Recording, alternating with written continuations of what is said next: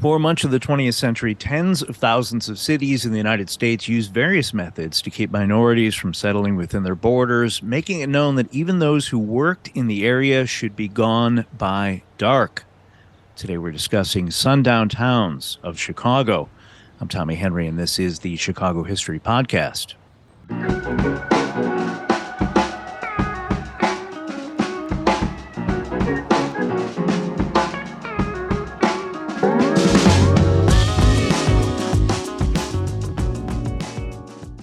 This episode deals with issues that may be upsetting for delicate ears. Listener discretion is advised. Helping me share this story is author and educator Ernest Crim III, a native of Chicago's South Side and a Black history application specialist who uses Black history to empower and educate families and train educators on how to reach their students most effectively in a culturally compliant manner. Mr. Crim is a passionate, progressive education activist who has been featured on such notable outlets as PBS, CBS, NBC, and Newsweek. Mr. Crim, welcome. Hey, Tommy, thanks for having me, brother. It's a pleasure and honor to be here. Looking forward to having this conversation, although it's not something that, of course, is pleasing to the ears. I think it's a history that we have to grapple with. That is absolutely true. Speaking of education, you taught high school for 12 years before branching out on your own. Tell me a little bit about that. Yeah, so I graduated from Mount Greenwood Elementary and Morgan Park High School. I taught for 2 years at an alternative school in Roseland, and I taught for 10 years at Joliet Central.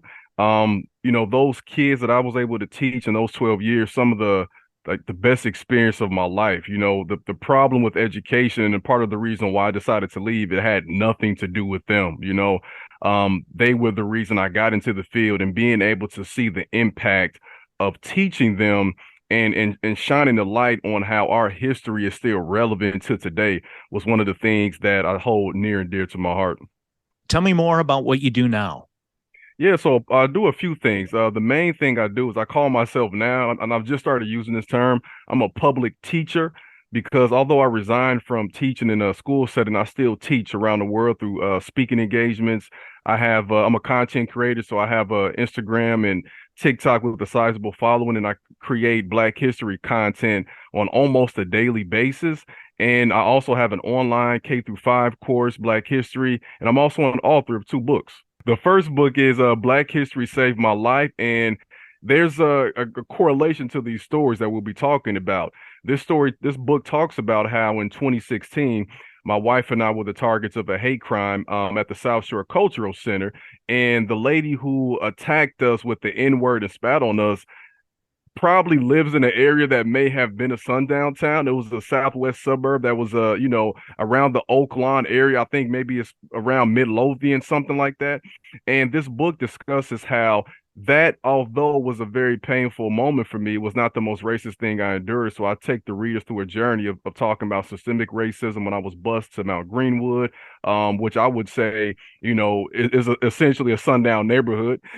and then I talk about some of the more contemporary issues that I faced leading up to that to that incident in 2016.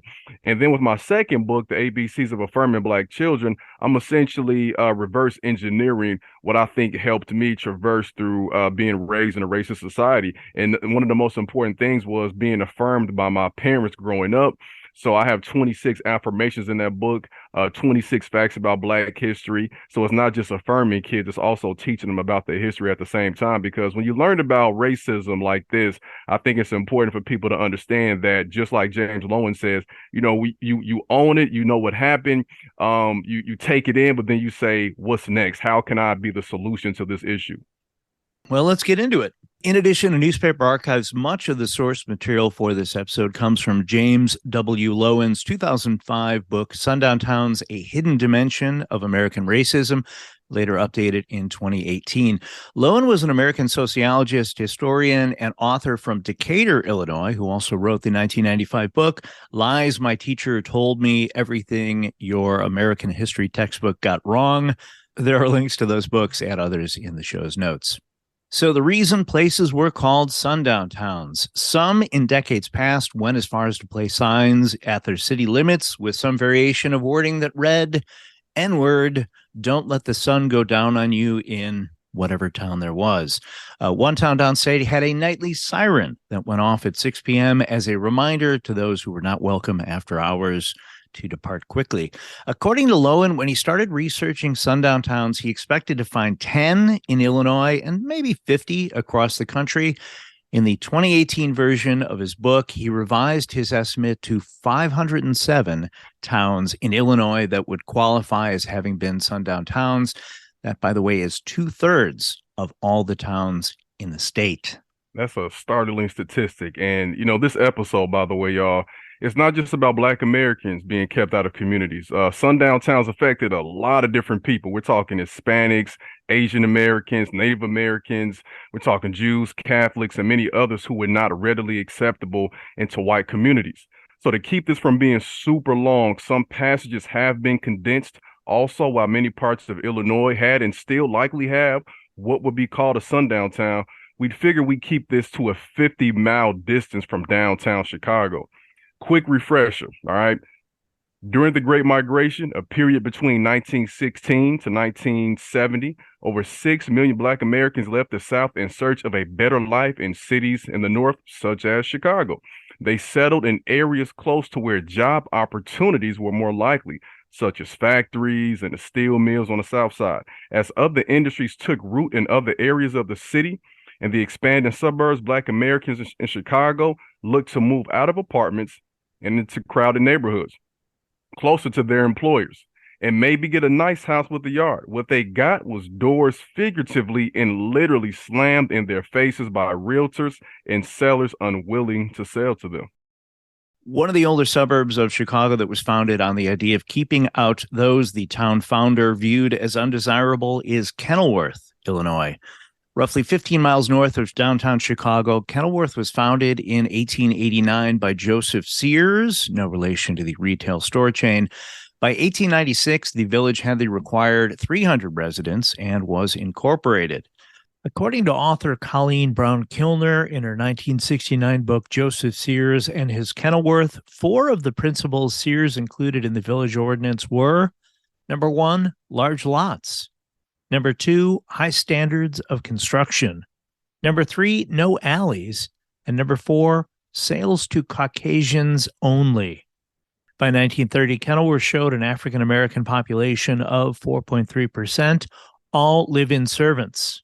As technology improved, less help was needed in those homes for laundry, washing dishes, and other chores. And by 1960, the percentage of live-in African-American servants in Kenilworth had dropped to 1.3%.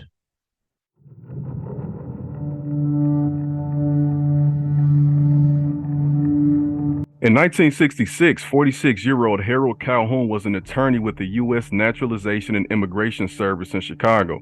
His wife, Lillian, who was 42, was a reporter for the Chicago Sun-Times. The Calhouns were also the only African-American family in Kenilworth. On Friday, May 20th of that year, Mr. and Mrs. Calhoun were out for the evening, leaving their 14-year-old daughter, Laura, to take care of her 3 younger siblings, Harold, who was 12, Walter, who was 8, and Karen, who was 5. That night, neighbors of the Calhouns were the first to see it. An 8-foot-tall wooden cross, the symbol of hate predominantly used by the Ku Klux Klan, burning in the front yard of the Calhoun home on Melrose Avenue. The cross, made of 2x4s, had its crossbeam and top section wrapped in burlap that had been soaked in a flammable liquid. Fortunately, only the oldest of the Calhoun kids witnessed the burning cross. According to an article in the Wilmette Life newspaper, quote, Kenilworth officials this week expressed shock over Friday night's cross-burning on the lawn of the village's only Negro family and promised to use every source available to find the offenders, end quote. Many of the newspapers reporting on the incident quoted police saying it was probably teenage pranksters who set up the cross and lit it afire, as no KKK activity had been noted in the area. Even after this horrible incident, the Calhoun family stayed in their home for another decade. 4 years after the cross burning, two teenagers visited Harold Calhoun's downtown Chicago office. By then, Calhoun had become the assistant district director for the U.S. Immigration and Naturalization Service for the Midwest. The teens admitted to what they had done that night back in May of 1966. Expressing remorse, the elder Calhoun reportedly thanked them for confessing to their deed. Now check this out. By the year 2000, Kenilworth did not have a single black household among its nearly 2,500 total residents. As of the 2020 census, there were 2,514 people residing in Kenilworth. 89% were white, 0.40% were Black American, 0.24% were Native American, 4.18% were Asian, and 0.60% were from other races, and 5.45% from two or more races. Hispanic or Latino of any race were 4.1% of the population. While there are some who will say, well, Kenilworth is super pricey. Maybe those Black Americans who want to live there just can't afford it. I'll respond with more from our author, James Loewen, on this topic, who pointed out in 2014 that almost 7,000 Black families in the Chicago area had a higher annual income than the median Kenilworth family. Yet, not one of those families had chosen to live in Kenilworth. Now, certainly, Kenilworth's reputation as a sundown town, along with its continuing whiteness, surely had to be the factor.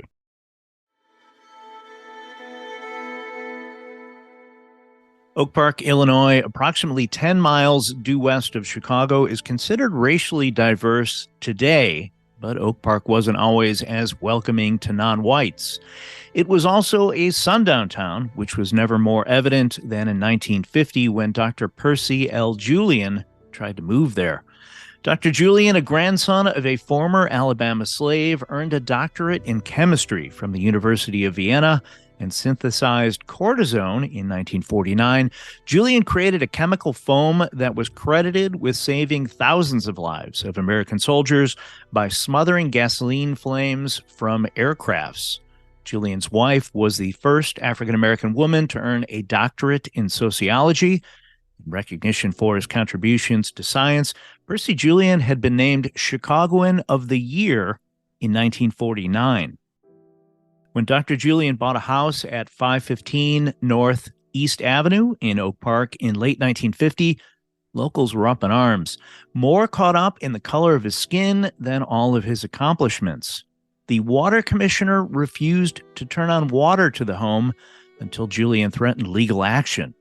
In November of 1950, as the house was being prepared for the family to move in, arsonists splashed gas throughout the house and tried to set the structure ablaze.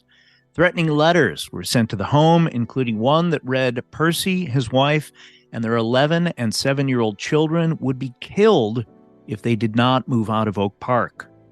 The following June, a dynamite bomb was thrown from a moving car, landing 4 feet from the home. We have no particular desire to live in Oak Park, Julian was later quoted as saying, but our religious, business, and professional interests are all centered in that community. Having a guest violinist perform with the Oak Park River Forest Symphony Orchestra should have been amazing. Carol Anderson, 23, was a graduate of the Boston Conservatory of Music and had been invited to play by the orchestra's conductor, Milton Preeves. Oh, I forgot to mention, Carol Anderson was also Black. After one rehearsal, a Mrs. Gustav Palmer, who was first cellist with the orchestra as well as president of the Symphony Association, called Carol Anderson and told her not to come back. Anderson was informed her presence on stage would mean the community would withdraw its support of the orchestra. Symphony Association President Palmer was quoted as saying, "We don't know if anyone would object to the orchestras being integrated, but we weren't going to find out on our own. We're not a band of crusaders." Wow. Upon hearing about how Anderson was treated, Milton Preeves, the conductor who had held that position for 8 years, resigned in protest. Other musicians in the orchestra did as well. The board acted quickly to try to remedy the situation, inviting Anderson to perform after all. Preeves agreed to conduct that night, but said he would not return to the symphony. Roughly 750 people attended the concert in the Oak Park River Forest High School auditorium. After the performance, Anderson received warm applause. One of the few African Americans in the audience that night was her father, who traveled from Delaware to see his daughter play. Carol Anderson said of the experience, "I am not bitter about what happened, but I don't suppose that I can forget the incident for a long time." Oak Park passed the Open Housing Ordinance in 1968, which helped devise strategies to integrate the village. The black population of Oak Park grew gradually from less than 1% in 1970 to 11% in 1980 to 19% in 1990, 22% in 2000, and in 2010, the black American population was essentially unchanged from 10 years earlier. But by 2020, it had dipped to right around 19%.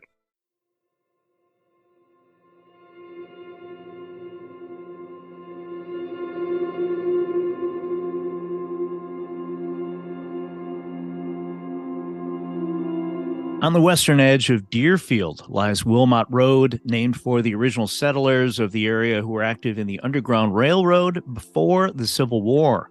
By 1959, Deerfield's population was an estimated 10,500, sizable for a town that had no significant industry.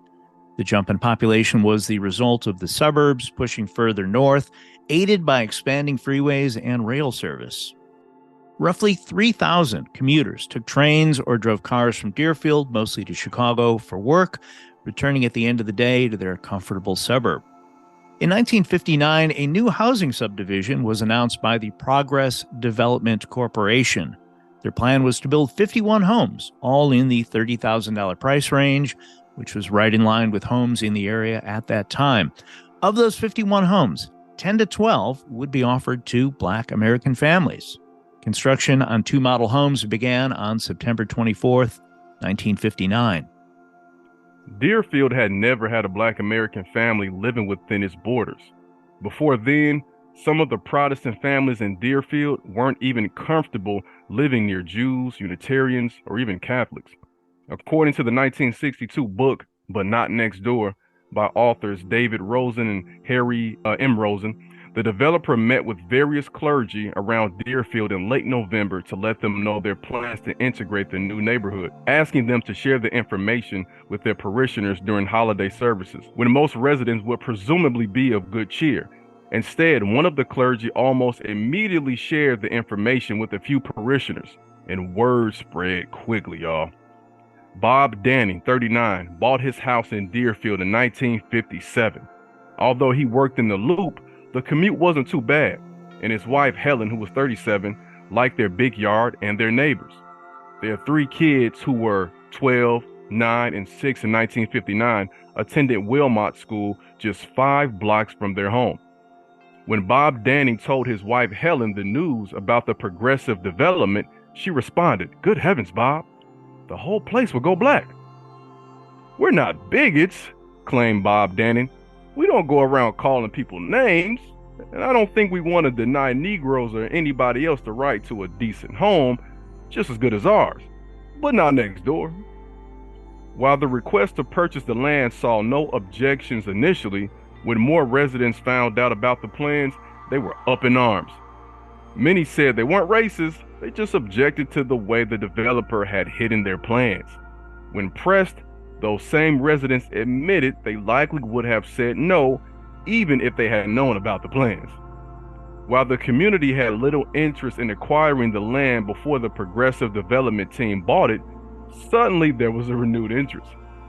Building violations seemingly popped up out of nowhere, and a referendum was called. A referendum held on December 21st, 1959, resulted in an 86% voter turnout, with the acquisitions approved by a 2-to-1 majority. There were lawsuits, and the town had to pony up the money to buy out the developer, which they eventually did.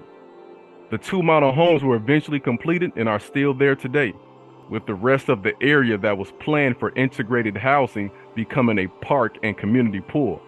As of the 2020 census, Deerfield is 87.82% white, and check this out, 0.71% African American.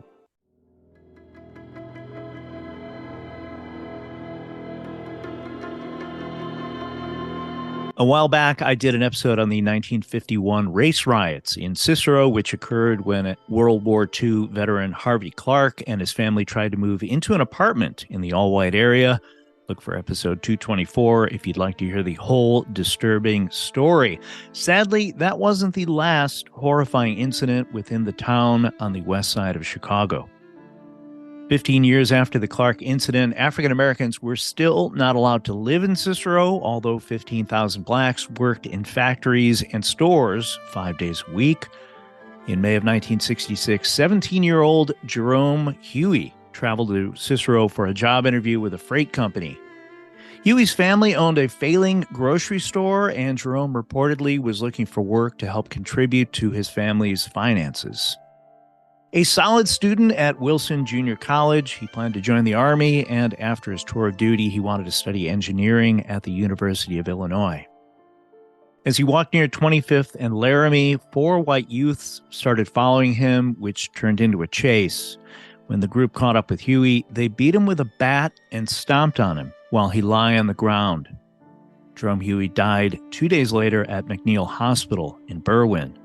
It was not lost on some that so many men had survived their time in Vietnam, but Huey went to Cicero and died.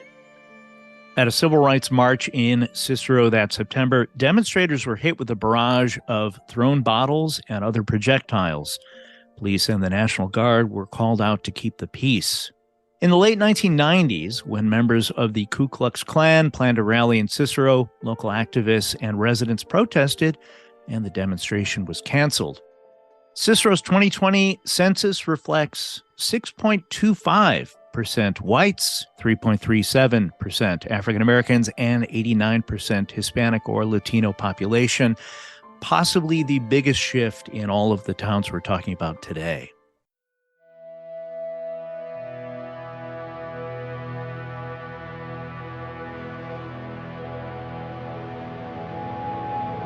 Now check this out, y'all.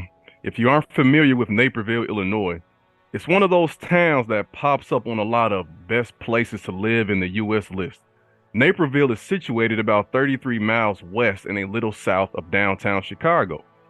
During the early part of the 20th century, it was relatively small, but starting in the 1990s saw a significant increase in population as housing was built in a place of farmland. Back in the 1930s, Naperville had a population of just over 5,000 people. All of them were white. The following is from the March 10th, 1938 California Eagle, an African-American newspaper out of Los Angeles. One note though, the article refers to the college in Naperville as Illinois Central College, when it should have been North Central College. The headline reads, Pickens spends night in White Town. Location, Naperville, Illinois. And I quote, although Negroes are not only barred from living here, but are traditionally not allowed to stay overnight, William Pickens, NAACP official, broke the barriers last week when, as a guest of Illinois Central College, he remained overnight with the family of the city's leading minister, Dr. Etter. Pickens spoke 3 times at the college while here and created such a good impression that students later asked, wouldn't it be a good thing if we could have some Negro students here? I spoke with Ron Isaac, Vice President of North Central College's African American Alumni Association, who informed me one of the first Black students to attend North Central was Nicholas Hood, who graduated from Purdue University in 1945 with a Bachelor of Science degree before transferring to North Central College for a year. Hood later became a minister and a civil rights activist, primarily in Detroit, where he also served on the Detroit City Council from 1965 to 1994. North Central's African American Alumni Association scholarship is named in honor of Reverend Hood. In the 1960s, as part of the North Central College's affiliation with the United Methodist Church, students were required to attend chapel twice a week. George St. Angelo, a 1943 alumnus of North Central College, who served as college chaplain, invited Dr. Martin Luther King Jr. to come to Naperville in December of 1960 to speak on campus about civil rights. Although the college received some threatening letters and the newly installed president of the school, Arlo Schilling, received pressure to cancel the visit from the Baptist minister, King did indeed visit the campus without incident. He was, however, not allowed to spend the night in Naperville, instead being driven to nearby Aurora. St. Angelo would later lead a group of North Central students to Selma, Alabama in March of 1965 to participate in civil rights demonstrations. Naperville once again found itself in the news for all the wrong reasons in 1966 when two Black American scientists who worked for Bell Telephone Laboratories were unable to find suitable housing in the suburb. The scientists, who both held doctorates, claimed real estate agents would only show them properties in primarily Black neighborhoods a great distance from their place of employment. This, by the way, was 2 years after Title VII of the Civil Rights Act of 1964 was put into place, which bans discrimination in employment practices by employers based on race, sex, religion, or national origin. In addition to the actions of the real estate agents, it was shown Bell Labs did not attempt to find housing for its Black employees, although the company did so for its other employees. Open housing legislation was eventually passed by the Naperville City Council in July of 1968. Even when towns become more diverse, racist events that occur in those towns do not paint them in a positive light, as many saw in October of 2019 at a Buffalo Wild Wings in Naperville. As a group of nearly 20 people, some as young as 5, entered the establishment for a child's party, the restaurant's host asked Justin Vall, one of the people in the party, what race he was. When Vall asked why that mattered, he said the host replied, "We have a regular customer here who doesn't want to sit around Black people." Vall said the group sat down near the customer who shared his complaint anyway. One manager walked over to apologize to the group, but another manager later asked the party to move to another table because that one was reserved. After the incident, the franchise announced that the 2 employees in question had been fired and others would undergo sensitivity training. It said the customer whose complaint started the trouble would be banned for life after changed more than 1,200 restaurants. For anyone thinking, oh, that was just a one-off incident, the Buffalo Wild Wings issue occurred just a few months after a clerk at a Naperville gas station was captured on video telling Hispanic customers that they need to go back to their country. The clerk was later fired. As of the 2020 census, there were 149,540 people and 52,648 households in Naperville. The racial breakdown of the city was about 64% white, 22% Asian, 5% Black American, and 0.17% Native American, 0.03% Pacific Islander, 2.23% from other races, and about 7% from 2 or more races. Hispanic or Latino of any race were about 7% of the population. The 4th largest city in Illinois has a Black American population of only 5%. That just doesn't make sense. In 1966, Dr. Martin Luther King visited Chicago during the Freedom Movement campaign for fair housing. As he led a march through Marquette Park on the city's southwest side, he was attacked with bricks by a racist white mob. He would later say, quote, "I've been in the civil rights movement for many years all through the South, but I have never seen, not even in Alabama or Louisiana, mobs as hostile and hateful as this crowd," end quote.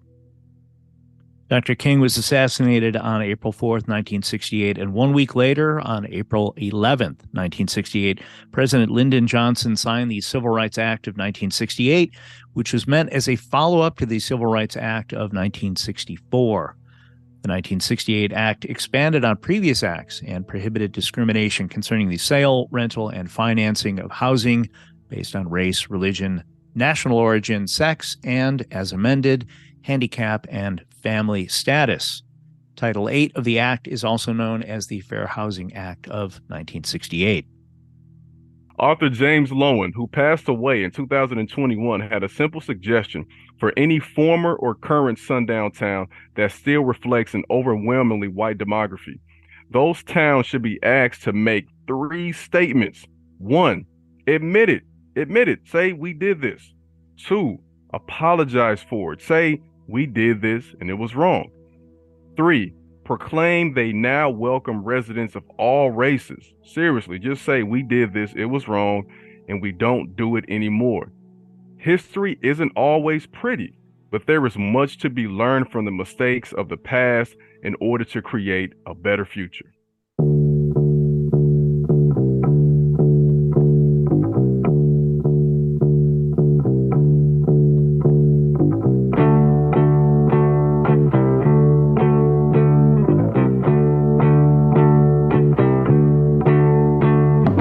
Thanks for listening to today's episode about the sundown towns of Chicago. Special thanks to my guest, Ernest Crim III. Find out more about Mr. Crim at the links in the show's notes. I have a list of links to books as well as other related items in the show's notes, as well as on the Chicago History Podcast website at chicagohistorypod.com.